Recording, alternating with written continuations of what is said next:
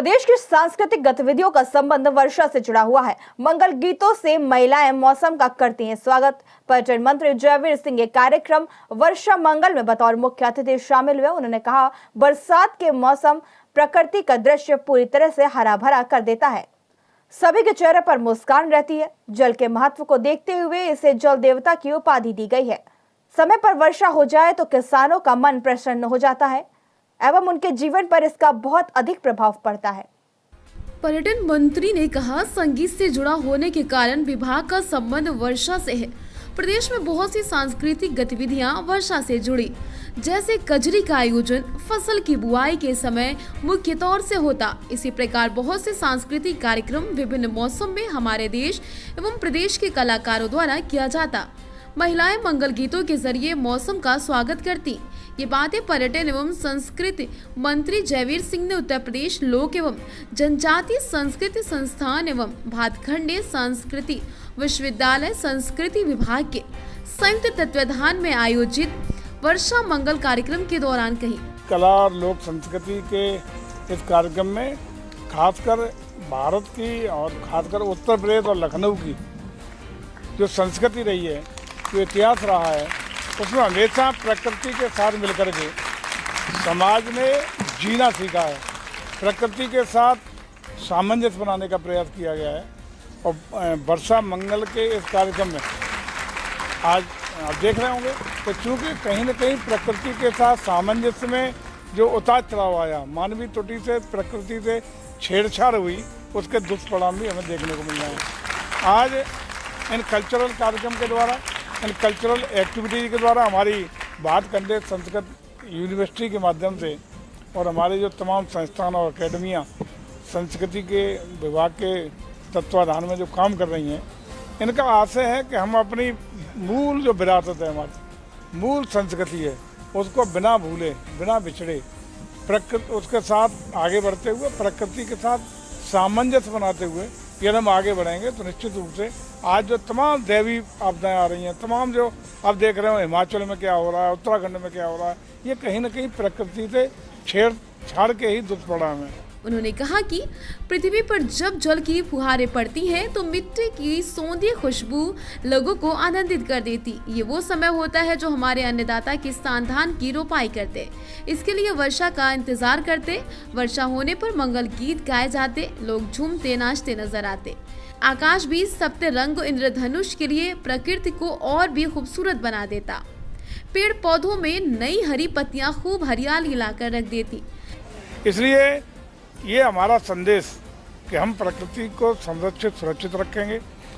हमारी जो भी मान्यताएं, परंपराएं, संस्कार हैं, उनको सजा के, संजो के, संवर्धित करके उनको जीवित रखने का काम करेंगे। ये संदेश अगली पीढ़ी तक जाने का काम हमारे संस्कृति विभाग के विभिन्न संस्थानों के माध्यम से, हमारी यूनिवर्सिटी के माध्यम से करने का निरंतर प्रयास किया जा रहा है, ताकि भारत की जो एक प्रतिभाशाली संस्कृति थी, एक प्रतिभाशाली मान्यताएं, परंपरा, संस्कार थे, वो निश्चित रूप से जीवित रहें और जिसके माध्यम से, जिनके दम पर भारत विश्वगुरु था, पुनः हम विश्वगुरु बनने की ओर अग्रसर हो सकें, ये प्रयास लगातार संस्कृति विभाग कर रहा है।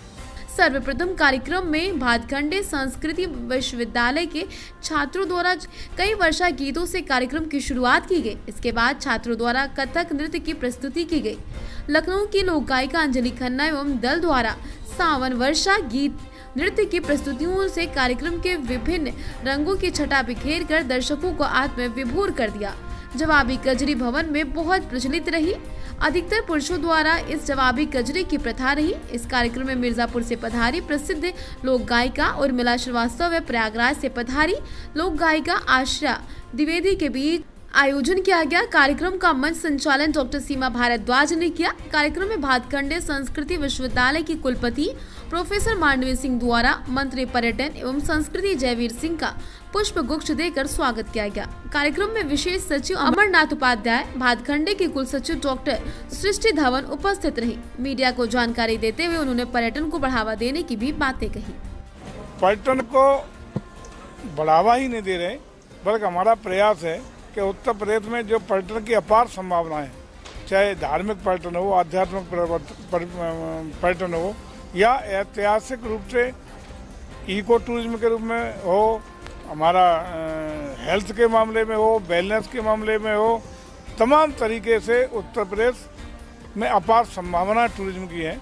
उनको धरातल पर उतार के, उनको बढ़ावा दे के, उनको हर तरीके से उसके इंफ्रास्ट्रक्चर को सुरक्षित करके, डेवलप करके, जो भी चाहे उनको कनेक्टिविटी के माध्यम से जोड़ करके हम ऐसा उत्तर प्रदेश को बनाने का काम कर रहे हैं कि विदेश की धरती से आने वाला कोई सैलानी और टूरिज्म हो या देश के किसी स्टेट का कोई भी पर्यटक हो जो घूमने का मन बनाएगा, उसकी पहली पसंद उत्तर प्रदेश बनेगा। ये हमारा प्रयास और सौभाग्य है कि इसमें सफलता भी मिली है।